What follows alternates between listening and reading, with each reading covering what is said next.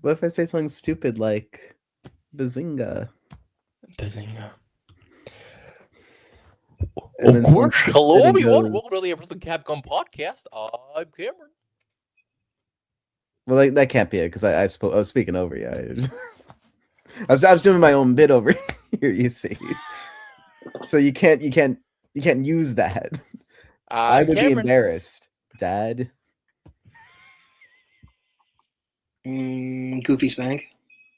Anyway, and I'm Justy. Are we sticking with this? Don't stick with this. We're sticking with this. We're sticking with this. Where's the You say this as if professionalism? like They're we gonna not think of us have. as the Disney B team over here. You say this as if like not half of our intros are chaotic as it is.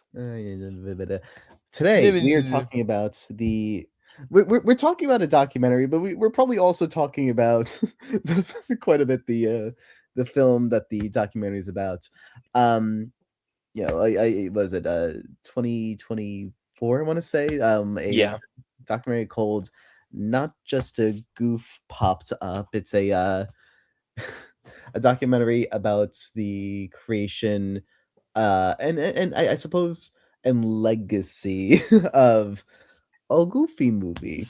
A Goofy movie being not popular at the time, maybe a little more popular now. Believe it's 1995 Disney movie. That's somewhere in the bridge between the feature team and the TV animation team, trying to build into the feature world. I would also go against what you said of it not being popular at the time. It wasn't popular with critics. It was also not popular in the box office. So if you like, what's your third metric for in the moment? Because home video. They don't have it's the but internet's home video not is not that at the far. time. Like I mean, but VHS it didn't have that long of a theatrical run, and also if you don't put in a lot of advertising or good amount of advertising to a movie, it's not gonna be seen. So you're saying that the movie that you just called popular wasn't popular at the time? Well, it wasn't seen in theaters. There's a difference. To be popular, you need to be seen.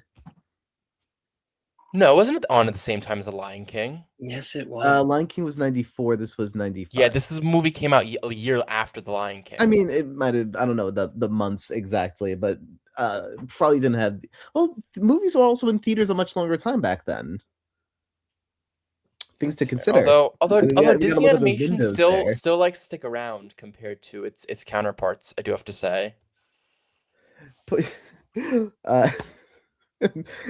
today. I guess we'll stick around. What sense? What do you mean?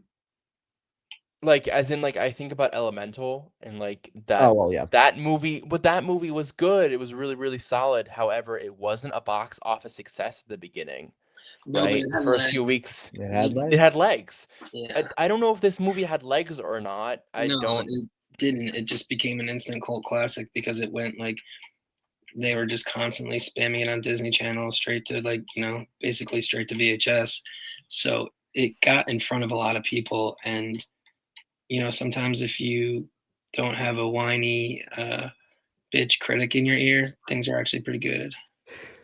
I was says the whiny critic out of the three of us. Well, I will say there's a part of the documentary, and we'll get more into the meat of it later, where they're talking about the critical reception to a Goofy movie, followed by kind of a section that's all about like, screw these guys. I was thinking about Jack when I was watching that, so there's at least some truth to Jack. We got our own Roger Ebert over here, giving takes. So I don't know how we want to structure this one, because we came into this saying let's do a video on none of us have seen the Not Just a Goof documentaries on my radar for a while. So I figured it'd be a fun thing to throw out there. Also, I want to impress Cameron with putting a documentary on my I was impressed, Justin. I was very impressed with that you chose I'm an impressive person. A documentary. But yeah. Not that I think this is the best documentary of all time. We'll talk about that. I mean, I'm not gonna throw around the P word Propaganda. Okay, well, you're not But throwing that around. What are you throwing around then? no, but like I would say it feels very much like a Disney made a movie about a Disney movie This is to. not the what's it called? The Sweatbox? Is that what the Emperor's New Groove documentary is called? There's an Emperor's New Groove documentary. Yeah, it's called the Sweatbox. We'll talk about that, I'm sure, at some point later in this documentary. I plan on bringing that up. It's it's kind of locked behind a vault. You have to kind of like really seek that one out. That one's like a really like, this production felt like a disaster and was really rough in so many ways. Yeah. It feels like the documentary Disney doesn't want you to see.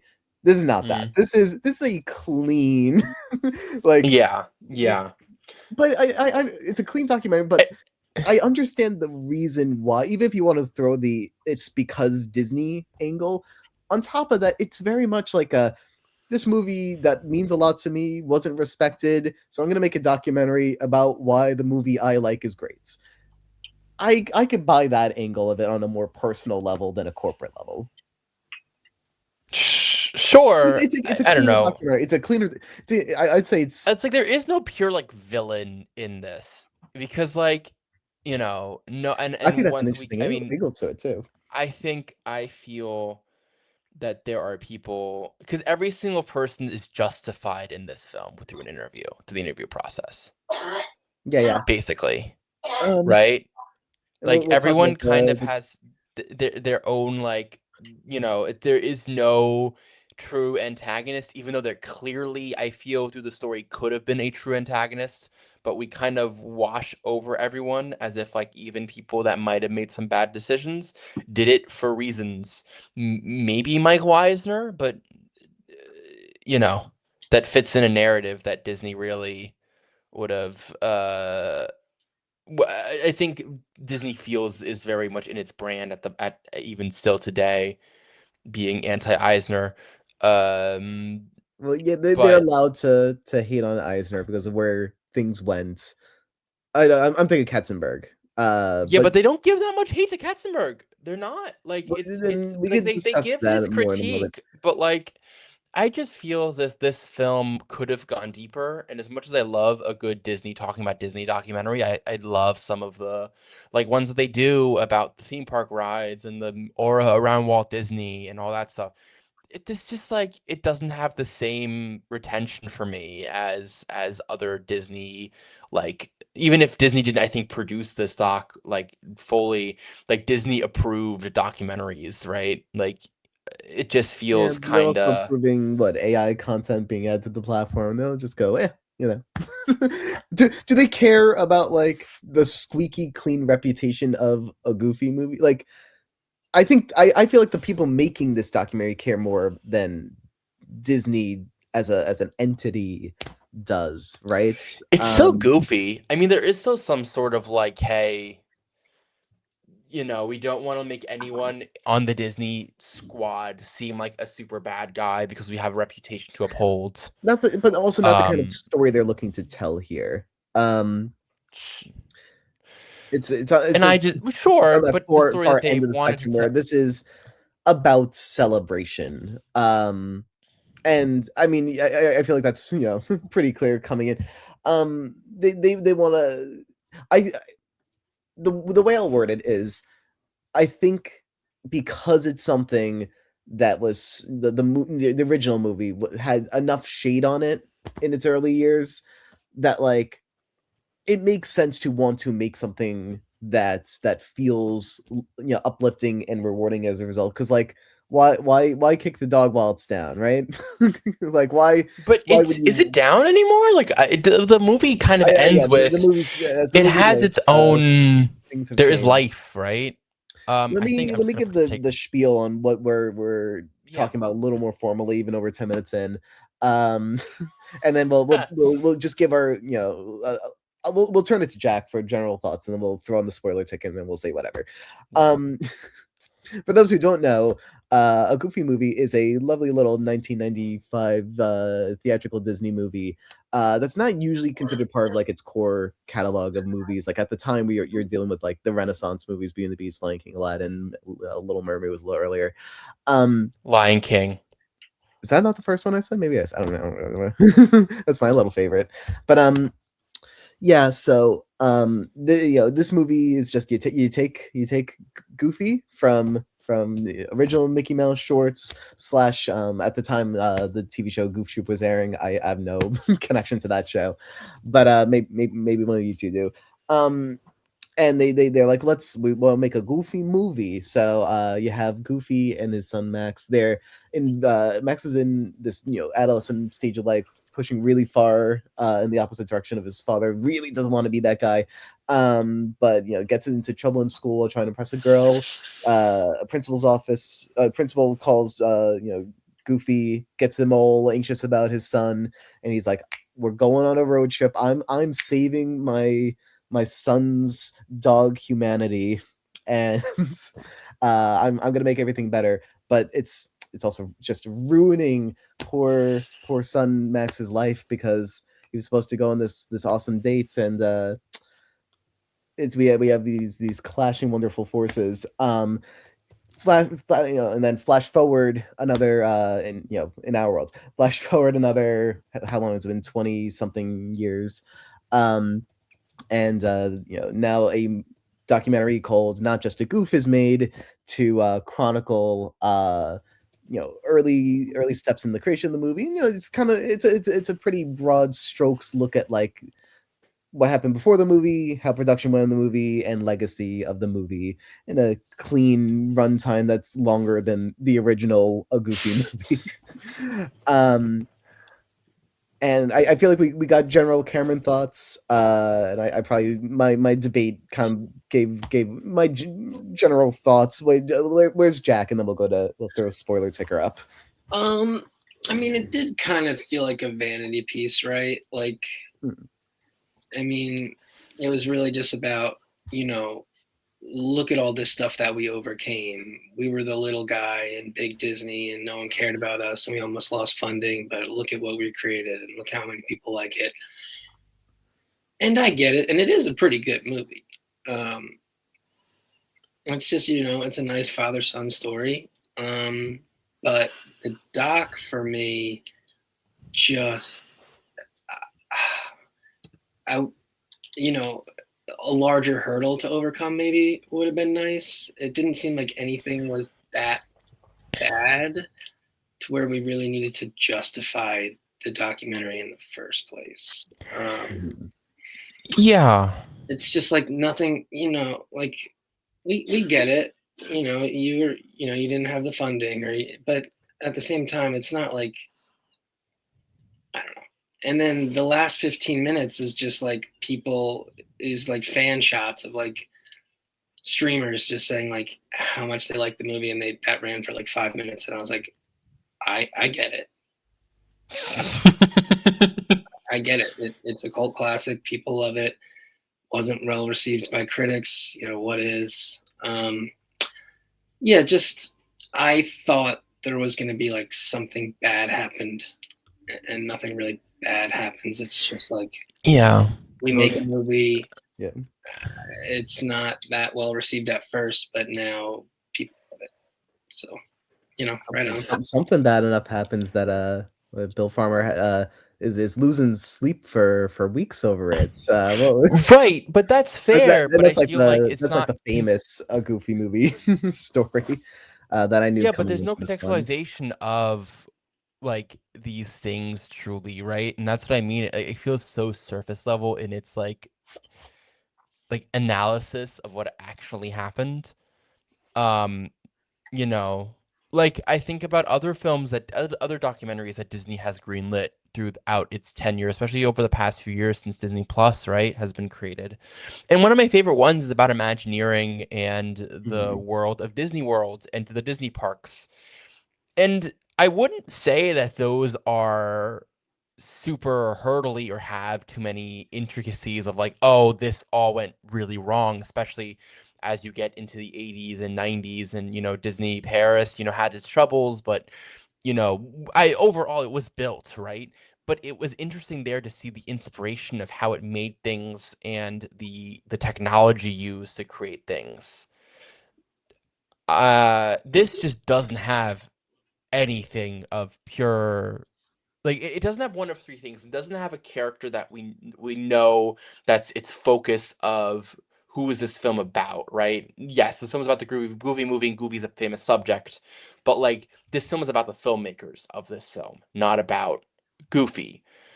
It Sure. doesn't have so it's not like a Walt Disney film that's about Walt Disney, right? Because Walt Disney himself, interesting character, visionary, blah blah blah. I care about Kevin. Maybe you don't care about Kevin. It's not that I My care about buddy him or not. Kevin. It's just like, but there's not enough of a pull for me to say, man, this film really, this is the intricacies of our filmmake of Kevin here, and analysis of a very famous person, and why he did what he did, and he came through so much hardship to make this movie, right? Like, I think the first couple minutes were very interesting because of where he started, but pretty early on we go into. I'm gonna put on the spoilers because I I feel think like that makes the having most sense spoilers with up how. for a documentary of this nature is just inherently funny. So this is good. Yeah. I mean, fair. It doesn't have anything interesting about like a specific famous person. It doesn't have a true arc of like narrative structure with a true hardship that's explicitly told. Like, there's Movie stories in not done here to movie done. but there is nothing in between that makes this hard, right? Yes, Katzberg gives his, oh, I want Goofy to have a normal voice, not a goofy voice. Oh, we had to animate this in France, but we never went into the intricacies of these things, of why, like, because it would have been so interesting to have like this, like, have like a 15-minute segment about this movie being shot in multiple countries and how confusing it is, and actually talk about segments of this film that were harder to make because of it. And the only real issues that we have in this movie that are clearly stated is Casper wants Goofy to be normal voice, which is ridiculous in nature from the start, right? It's a great story, but there's not a lot to talk But about with it. it's yeah. Then there is the fact that the Paris offices were renovated mid-production, which is wild to me that no one ever had this thought process of maybe not doing that.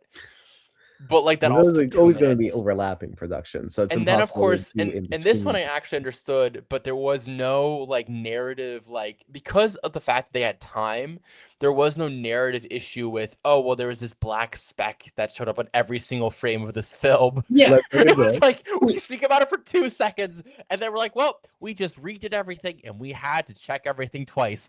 Bitch, why didn't you check twice before? That's That part of was your job. so wild to me. I was like, so basically, They have the tight time frame. your big problem was that you didn't do your job right the first time, and then you just got more time. So like, I mean, that goes for a lot of movies. I'll give it to them in that animation. There's so many things to do, and they were given a significantly shorter window to create a fully animated feature length film. Than their cohorts who are working on Aladdin, The Lion King, and Pocahontas or whatever. Like it makes sense that they're like, okay, let's skip over this fine detail element just for the sake of being able to get the movie actually done. I don't know how that scanning element works because that's not an element of animation that I feel that familiar with, that I've seen in other documentaries Well, talked it's about 2D. that much. It's 2D animation here. But They have the to take, specific but they monitor element was well, because something I essentially what haven't heard happens about is in they detail take before. you're taking a photo of this thing, right? You're taking a Right, photo of this frame that's being created. Um, and essentially the light table that was under had a dead pixel on it right. or a dead light spot. And that light spot transferred through every single frame. And because this is also on film, you in every single frame have this dot Yes. in that spot.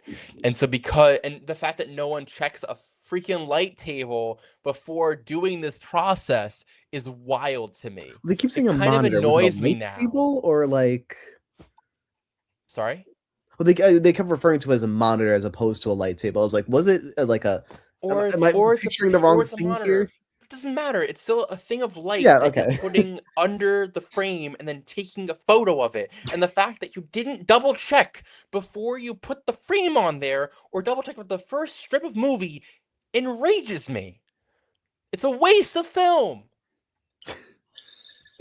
I'm now so mad about this, and I wasn't as mad because this film kind of bored me to death by the end. I was like falling Well, asleep, okay. and that never happens to me. I'm definitely a lot more interested in the first 2/3 than the than the last. And like, but this movie, it's just like, you know what? You deserve that budget. Truly, you're not a good filmmaker for not double checking your work. Like, come on. But okay, so we currently we are criticizing how they went about making a Goofy movie, which is not, really relevant to a Goofy movie criticism. And it's hard to take off points from not just a goof when they're just chronicling a thing that happens as a. Oh no, this is no bearing on the film itself. I'm just annoyed at the filmmakers of a Goofy movie at this point. That's my life now. I guess that's clip this. This is a real.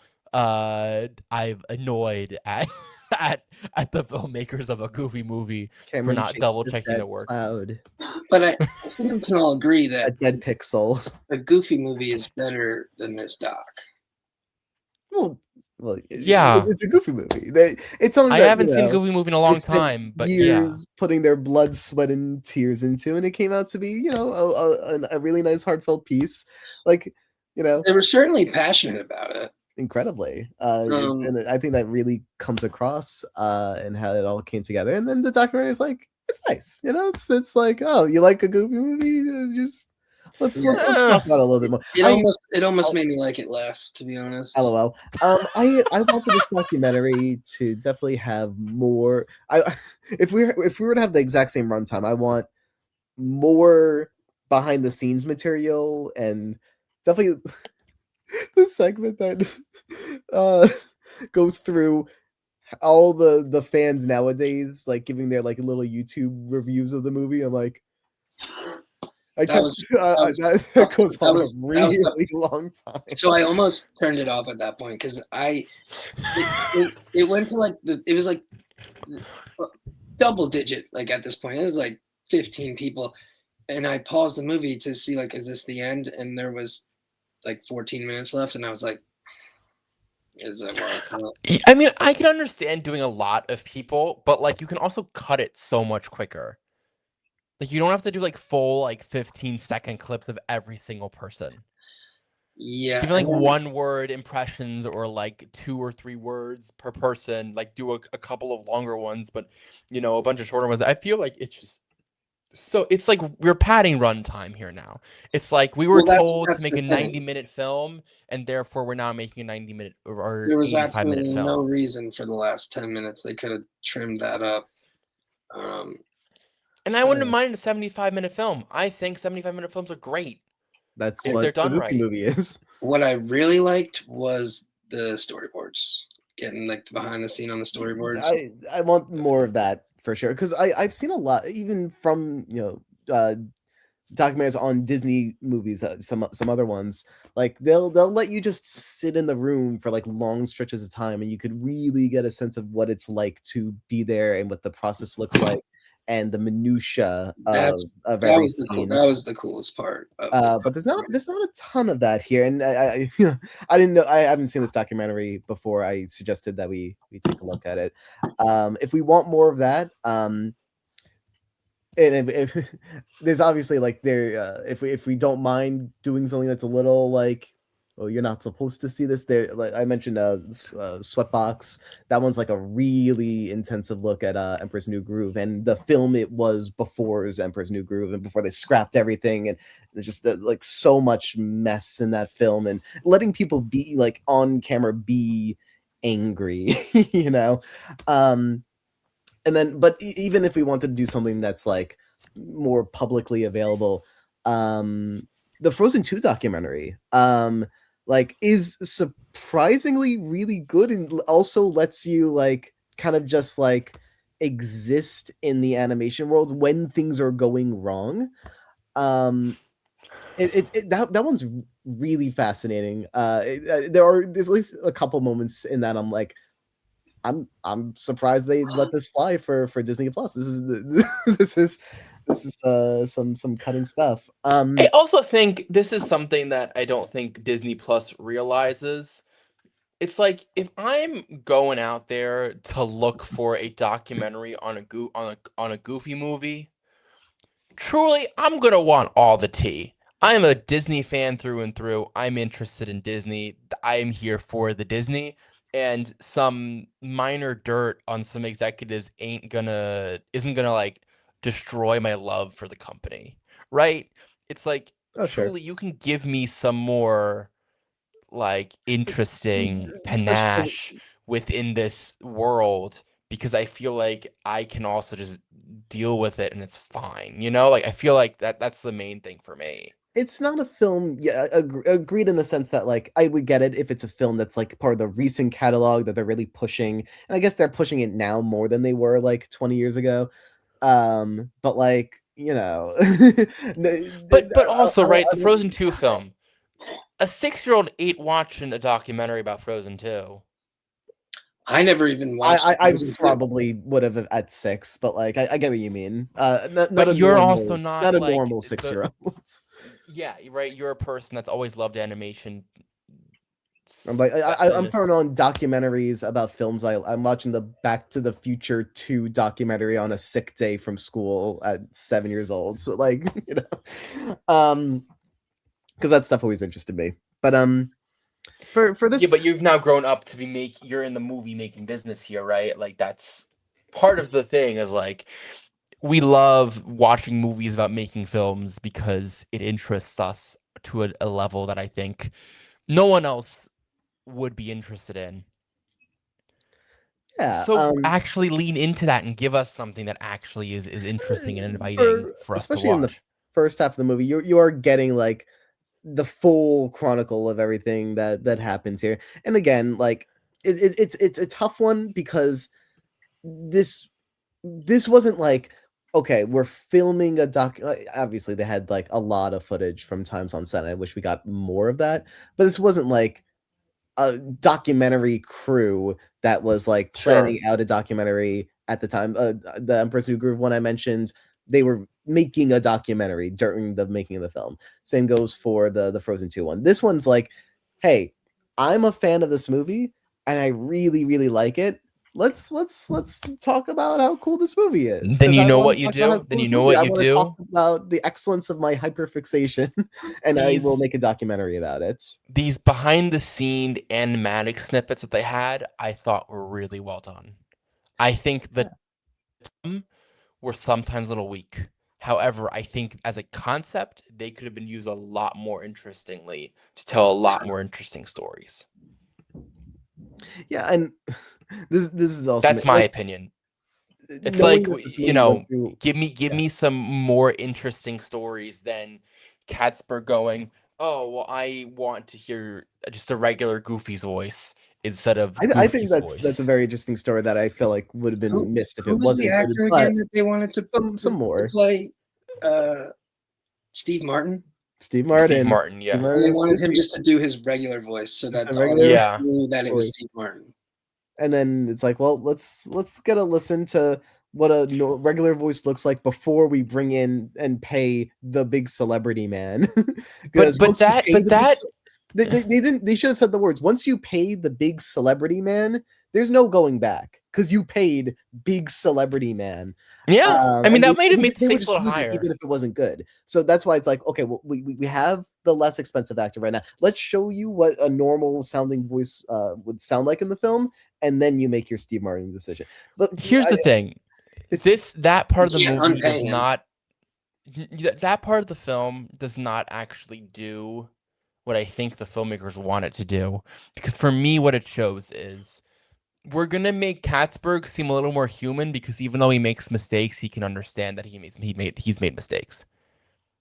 It doesn't actually show me hardship for the filmmakers. There wasn't that much hardship. They're like, "Oh no, we're in France." I was like, "Oh no." I think there is some level of,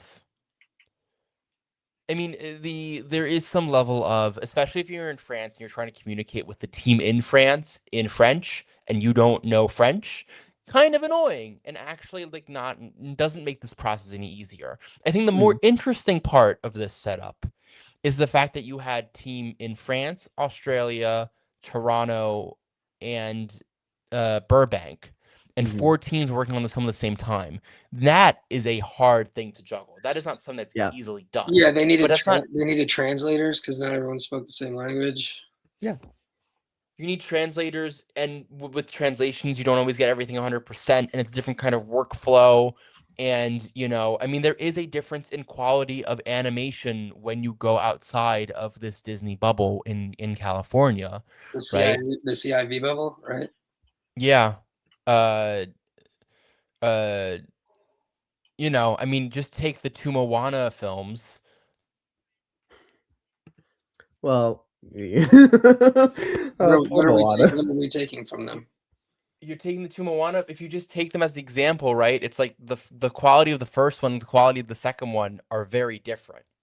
Now, do Not you just on a mean story in level, but animation story or level. do you mean in Both, animation? both, Well, yeah, both. But I think Cameron both, was starting and on the the animation discussion because Well, it was created to be Moana 2 was created to be a Disney Plus TV streaming show. series, Yeah, and and it then was they're like, produced in okay, Canada. let's tighten it and try to clean it up a little bit as fast as we can to get it for theatrical. And Theatrical. it Yeah, does look like it was, it was a made for notably TV, and it was not lower made budget. in California, and that's its own.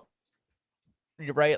And like as much as I don't want to poo poo on our Canadian filmmakers, the quality, I think the fact that they have less time in Canada to make these films because of the lower budgets just creates a lower quality product. And that's just something that's very well known within the animation space is if you're going to make a high quality good story, you're going to bring you use your animators in California, especially for Disney, right? Like Universal, I know has its own thing because I know Universal has Illumination in France, and they've done very great work. But that's just something that we know, like Disney farms out for a cheaper, lower quality but cheaper animation, right? And I think that is it. I understand what's supposed to show. It just doesn't land because it's not explained properly. Because they don't want Disney to look bad, right? Like that kind of comes down to. It's like every single moment where there's hardship, you don't go in deep enough to really show, hey, Disney kind of screwed these people over properly. We just see that, oh, well, Disney didn't give us a proper chance. And then even though, we then did fail, like everyone said, we actually didn't fail because look at our social impact, right? Like that's the kind of the whole thesis of the film. But it could have gone deeper to actually make us understand that they were set up to fail even more than they actually explain it in the film. I agree that the things you're talking about would have made the film more interesting. I disagree on just trying to make the assumption that it's 'cause Disney, but, um, what I will say there is, like, I think a lot, yeah, a lot of the film would be more engaging if instead I think a lot of it is just in the documentary elements, of the the interview element of the storytelling, because a lot of what we were told is, like, instead of, like, us like them giving us material to again live in the moment of the pixel or to live in the moment of like we are on this tight deadline. How are we going to get through this? A lot of the ways that it's told to us is that happened, but it was dealt with and we're fine. Or like, or like you hear after the fact that it was a tight deadline, but they got the extension. Like I would love to see the footage of like we need to rush through this meeting because Right. we got to get to thing A, B, C, D, E through Z by the end of the next 2 hours. Otherwise, we're not making this midterm deadline. Like I want to kind of because it does sound like a very Yeah, stressful but experience to have to do this massive of a project in like 2.5 years.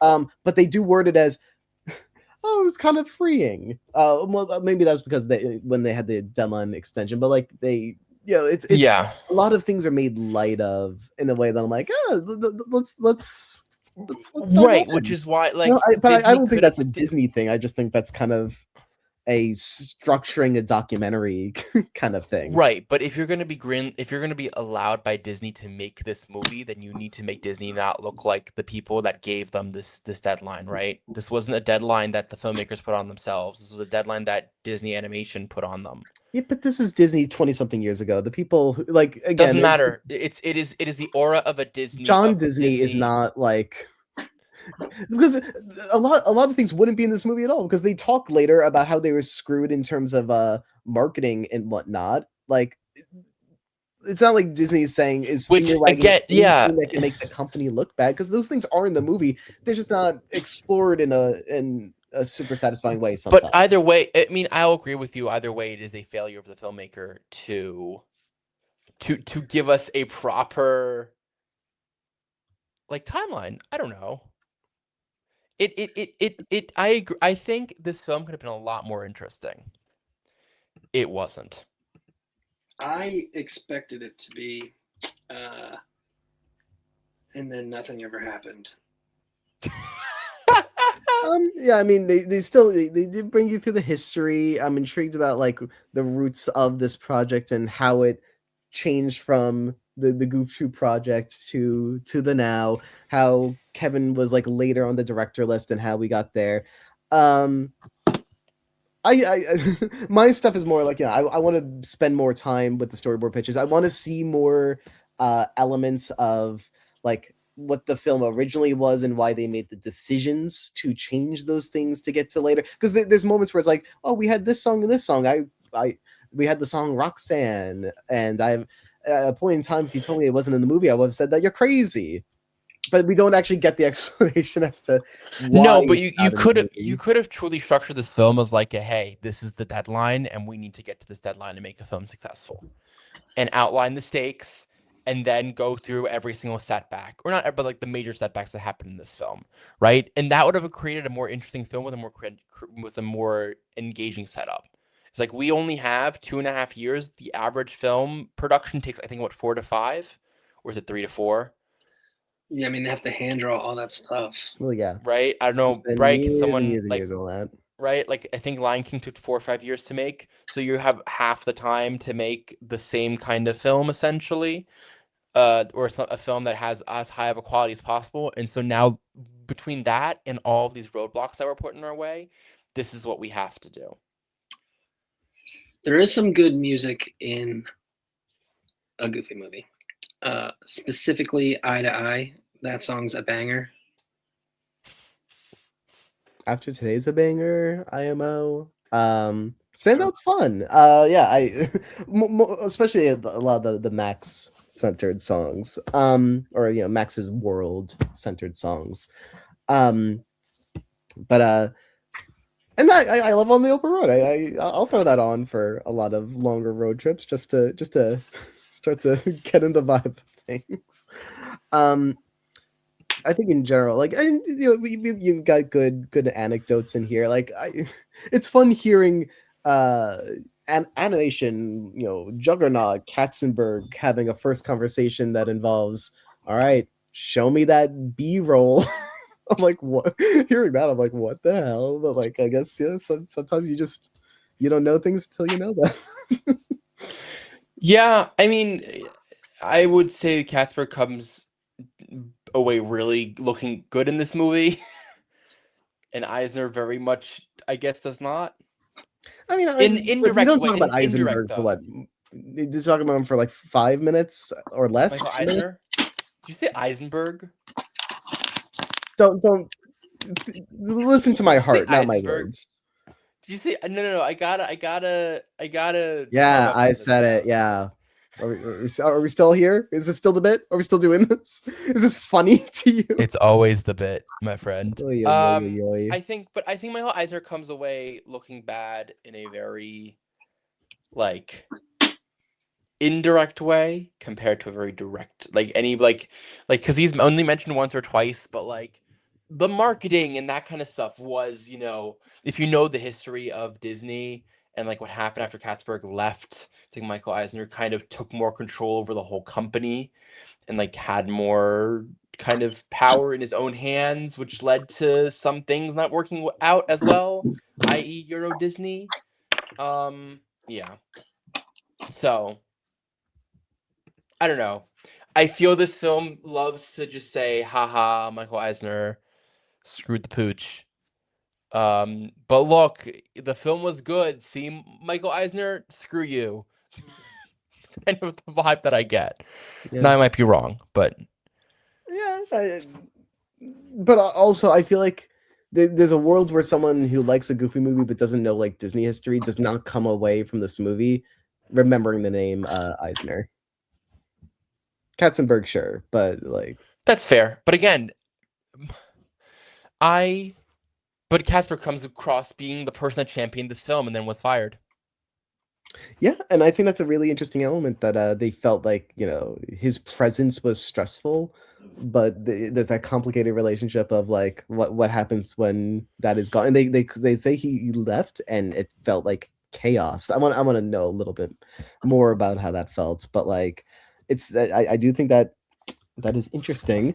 Do we, he's brought in a lot with the animation. Do we like the animated bits? Do you feel like I that love the added animated bits. I really? said that before. I think having more of those would have been more interesting. Would have made some. If you had Oh, gotten some more I'm never moments saying like no to that, I more would have loved it. animation. Mhm. No, yeah, I thought those were quite well done as well. I like that the style that they went for there.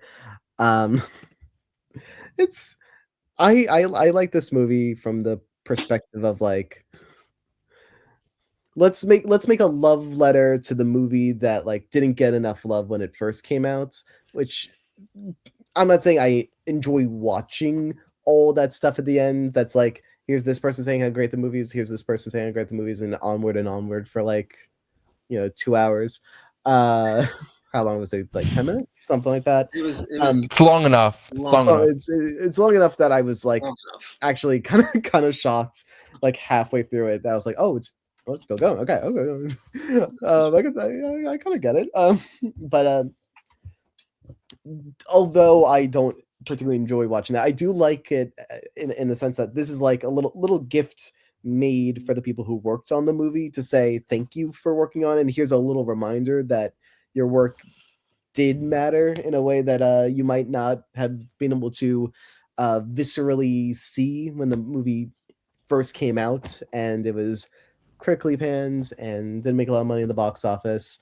Seemed to make more money in the box office than the people working on the documentary realized, because that one person who worked on it was like, oh, no, it was actually 28 million or something like that. And what the movie made 32, did they say? I'm trying to recall.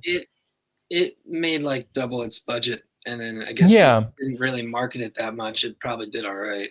No, it made a profit for sure. It made a profit, which is like, here's the thing, gang. If you're not good, I consider a movie a success when it makes its budget back, because that's so hard to do in theatrical. Sure. So I would consider this a success as a movie executive. If you're not going to market it, then you're not going to get money back. Like, that's just a fact. Yeah, we've seen it 100 times. So, I mean, yes, there are some films that don't get that much marketing or that high of a marketing budget. Think of Iron Lung that just came out, which had its own its own strategy. And there are some other films that didn't have ton of marketing, but did do well. But those rarely happen. Not Right? that And so, like, a movie needs to market a lot to be successful in theaters. And the fact that this film was able to make back its budget plus its marketing, I consider that a win for a film. Right. And I consider that successful. What was the most recent movie that kind of made it by word of mouth? in our current day, out of all movies, what's the like most recent? like there was one last year that did. I thought Iron Lung. I know it's this year, but Iron Lung did pretty well for itself. I think it made back its money. I didn't see it. I don't think it's my kind of movie. Good Luck Don't Die Have Fun, I think, didn't have a huge marketing budget either. Oh, probably not. That movie kicked ass. And I've heard that it's really good. It's not coming out for their 2 weeks. It's so good. Out here. It's Not that I would expect them to do this, but I'm just thinking about the concept of like, imagine they reached out to like, someone who's like on the like executive board at Disney at the time, or at least in the like marketing area.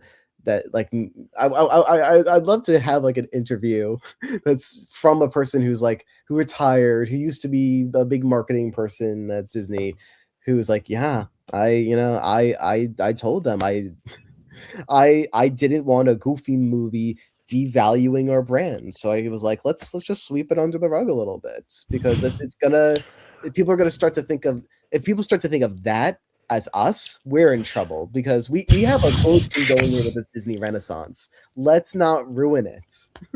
And then, Disney like 5 years later is kind of anyway, but Yeah, like, cash in when you can. so I'm like I want the investigative journalist angle as well, where they try to get all these angles that you would. I just want some good That'd be documentary fun. filmmaking to be done here. yeah. This wasn't One it. that actually gives something of If you guys are value. trying to turn me on to docs, this was not the way to go about it. Listen, okay. I didn't see this. We've film had doc better beforehand. documentaries on this show before. Secondly, listen, Am I wrong, Justin? I have my conscience is running strong here because I'm like, okay, this is not like the craziest popular documentary in the world. It's pretty niche. I looked on YouTube earlier just to see if other people have uploaded things about this movie. Not really. So I'm like, okay. In the 6% chance that someone worked on this documentary is watching this, I'm like, actually, it's awesome. And but I do think I legitimately did have a better time than you do. And it's not exactly what I'm typically looking for in an animation documentary, but I also understand that like it's not a documentary wasn't being shot for the purpose of a documentary at the time. And I know this is more meant to be a love letter than a let's dig into the juicy stuff. This is you love a Goofy movie, prepare to have your feelings validated. Basically, it was. That's fair. That's fair. And so it's built for a different purpose, and I could like at least respect that what it is made for. Because I at least going into a movie, I try to see the vision of why something is being constructed and critique it with that lens in mind. And I could still say things like I don't I as a viewer don't need, even as someone who really really likes a Goofy movie, doesn't need all that at the end talking about how awesome it is. I think there are some really interesting points, and I feel that they're not allocated correctly, and that's my main issue with this film. It's like you had the pieces, and you fumbled at the 99-yard line, like or 95-yard line. You fumbled it at the very very end of this thing. You almost had it. You just put them together in the right way. You should have used more animatics, these animation segments. I think they were brilliant. I think they were well done. I think they fit the theme of the film that you were trying to represent, and it has a really good representation of what happened using these like goofified characters of these real people, and yet you don't do it. And I think that's what annoys me. It's like there is more potential in this film than what we're all giving it credit for, and yet it still doesn't stick its landing, and that's what enrages me the most. Is that you could have done more and you just didn't. And I don't know who to blame. I don't know if this is the filmmakers who just did not have the guts or the gumption to be able to put these things in there, or if it's a studio that kind of was breathing down their necks, kind of force feeding them what they had to say and kind of giving them parameters of where they can be and where they can't be. I don't know. And but it ends up being that this film does not hit the way that it should. I think it should hit more, and it doesn't. And I think you have a more interesting story here that's kind of being, whitewashed, for lack of a better word, and kind of being kind of swept under the rug in order to make a film that's not too critical of everyone, but still gives you something semi-interesting to watch. You said Yeah. whitewash, and that brings to mind the fact that during the documentary, I was thinking about the fact I was like, oh yeah, 90s Disney. You're not going to see like any non-white people in this documentary, huh? And then at a point later in the movie, they bring up the how some people in the community have like raised the movie up for like being like real, like Black culture empowerment, which is a good positive thing, and I'm glad that people have been It's able to really see themselves funny in the though, movie. isn't But it? then to see the the white filmmakers be like, "Isn't that great?" I'm like, I mean, it is, but I don't want to hear you say it. Is that Swing and a miss. it, Yeah. it, was, it, it was just a weird feeling about it, being that like just like a half hour earlier I was having that thought of like, yeah, this is really white. And then like obviously like look at the three of us, but like so like who am I to be bringing this up in the first place? But it's just interesting, and obviously that's an element of the culture at the time at Disney, and the insular um what I'm looking for, hiring elements. But Yeah. just a little side thought. Um, what I was gonna say is I interrupted Jack when I started this ramble. So you wanna go first, Jack, with whatever you were last gonna say? I don't remember, but Cool. I would be remiss to mention, do we ever really get a straight answer for why Pluto is a dog who can't talk and Goofy is a dog who can? Do they ever really? They do mention it in the doc. I know it's something that bothers my wife. It seems to bother a lot of people. I think it's funny. So that's enough of an answer for me. That's me though. That I understand if that's not the case for everyone, but if Isn't it's Pluto a real dog and like Goofy is like the hybrid dog? I forget what they do. Don't they answer it at the beginning well, of the they film? They say in the mention it in the documentary doc. something They say about, he's like the bridge between a human and a dog. as noted by Roger Ebert. Yeah. I would recommend this movie highly to like really strong a Goofy movie fans. I recommend it like so to like animation fans if you're like vaguely interested. And Disney And fans. I think so for Disney fans as well. I think that yeah, and sure, Disney fans in a broader sense, but like I feel like I'm grouping that with the strong a Goofy movie fans. And if I'd sure. seen this movie beforehand, I would have put it a little low on the recommendations for Jack. But yeah, for Jack. I am a Disney fan. There wasn't enough. Like Cam said, there wasn't a true antagonist, and even if there was, they were too cowardly to call him out. There wasn't enough like heart, like it just wasn't. It wasn't hard enough. Yeah. It's Mm, informative mm. on the Disney history element. I Somewhat. I don't know. I feel like it kind of likes to give you too little specifics for me to really be like, oh, this is the nitty gritty of. I think there's some interesting parts in here. I just think they're not in enough detail, personally. sure, yeah, no, I totally get that. Um, I think with this kind of movie, you just if you're here to embrace a Goofy movie, you get to sit back and chill. If you're looking for like a behind the scenes, insightful, the investigation of the murder that happens on the scene of the creation of the a Goofy movie, yeah. I had an initial thought and I had to completely change it because I lost my thought and then like halfway through that sentence I'm like I need a completely new point now, so I'm just and it's kind of being a reiteration of an old point. I don't like saying the same thing over and over again, so I am a little disappointed in myself, but at least Wow. I can own up to my mistakes, Jack. No, Listen, you went for it. I went for it, and now next time I will vote against the doc. So it all you know ends. what? If that is my accomplishment today, I will take it. You What? know what? I guess we're done with No. docs. Okay. The Oh Apocalypse Now no. documentary is supposed to be great. It's supposed to be really, really good.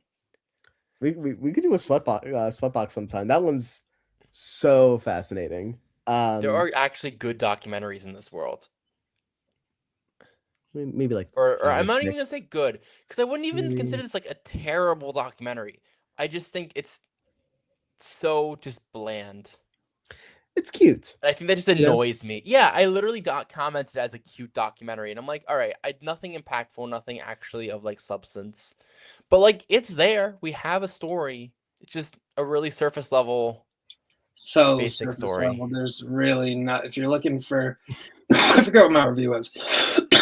Something along the line of, if you're looking for a thought-provoking documentary with like rich themes, this ain't the one. But gang, I think you know what time it is. Oh no. It's time to Rate rate that that movie. movie. Movie. Cool. I think we got it just right that time, everyone. Good job. You did it pretty well. Absolutely I gotta be nailed it. honest. I gave this a 6 out of 10, and I kept going back and forth to give it something lower, but I did in fact not super like as much as I've given this movie a lot of flack. I think we have to think about that I'm not giving this flack for being absolutely terrible, and more that I just was expecting more, and I know there could have been more. And that's what annoys me about most movies that I review that I low rate like this, and I can talk a lot of negativity about. I always get mad about the potential that it missed rather than its actual Mhm. quality. And so I think my 6 out of 10 is justified. Well, I'll, Jack, you go, Jack, because I need to. I'm building a new system here. new system. Yeah, I gave it a 2 stars, so 4 out of 10. I almost gave it 1 star. All right, that's a little harsh. Well, I mean, what was the point? On a scale of boys in the boat to one battle after another, I'm That gonna is be giving not the this best film one we've seen on this pod. a. I'm sorry, that is not the best movie we've seen on this pod. I went for recognizable ones. That's fair. Okay, As it's opposed valid. to my actual top and bottom. Uh, I'm gonna Not be Nightmare giving Before this one Christmas. a Not all right. solid Kung Fu Kung Panda Fu? 4. 4? So you A rated this solid lower than Kung Fu me. Panda 4. 'Cause I don't remember what I rated that movie, but it was not that high. Yeah, I think Kung Fu Panda 4 actually bothered me more than this movie did. But Who was the antagonist in that one? Was it the crane? Was it the white tiger? Which I can't even keep them straight. that's the first one. Crane's the second one. Three's the not go the big that one. Rhino. Four's the newest one. Who's Oh. the Is that second? the, is The that chameleon. that's The the chameleon was the newest one, of chameleon? course. Yes. Mm. I do love that Seb gave that 3.5 stars. That's insane. That Seb gave Kung Fu Panda 3.5 stars. That's a wild ranking for me. I think for the pod, my top one would be either like Your Name or Whiplash. And what's my bottom? I don't even know. Because Wings of Desire. There you go. So I need to obviously on my letterbox do a ranking of every podcast film. I feel that yeah, I think might that's be a a good ranking list list. that I should probably have that list. Red, White, and Royal Blue is still my least favorite film we've watched. I will watch that 5 times before I watch Wings of Desire. But that's Well, me. see, I didn't watch Wings of Desire. That'll do it. It wasn't that. Neither that film was that terrible. I knew that I couldn't make it to the pod, so I just chalked it. Wings of Desire is a Wim Wenders film. That's what kind of movies he makes. They're really slow. You stick with it. On a Anyway, scale of let me do another one. On a scale Your of Name to Wings of Desire. on that scale, I'll give this movie a Tron Ares. I liked Tron Ares more than I liked this documentary. Yeah, I might say the same. I like the Tron Ares is I like solid. Tron Ares more. Tron Ares was Yeah. better than this. Stop it. That's not fair. Not they're not like leagues apart or anything, but like yeah, I would agree. I like Tron Ares more. Okay.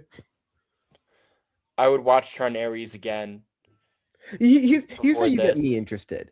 Because Rate That Movie does not interest me. Because I think number systems are annoying to deal with because they're so who knows who's what, and everyone has a different system, but we treat it like it's all the same system. If we did rank that movie, I would be so into that so fast. And maybe I should have made this pitch a long time ago, I but was rank gonna that say movie you're just against making. other podcast movies, I could do that. Maybe you do it like per system, Well, we per did it at the end of the per year. season, per We do it at the end season. of the year. Yeah, it's a Patreon exclusive. That being said, if you, my friend, are not watching this live, we record it live every single week on Sunday usually. Plus you'll get access to our Discord. And it's cheap. I think we still have a few free memberships available to Patreon Yeah. for, so please join us. It's free for now, Wow. not forever. Also, I want to get rid of this duck. And with Yeah. enough money, we can do that. So help Actually, us that get rid of costs this duck. a pretty penny. That's the I answer. kind of like the suppose. duck. Yeah, but we can put our own logo up here. We can put our own intro up here. We can then do higher quality video. Just have more options. And that, my friends, is why we need your support on Patreon to join us for free, to help build out this community. I love our community. Yeah. I'm excited. That being said, guys, next week is Hoppers. Oh my gosh, let's Exciting make it go. time. I'm psyched for this. Let's do this. Yes. Guys, thank you so much for watching. I hope you enjoyed another episode of the Capcom Podcast. I'm Cameron. I'm Justy. The Big Spank. And we'll see you next week. Goofy. Bye. Every time. It's Every a bit. time, Jack.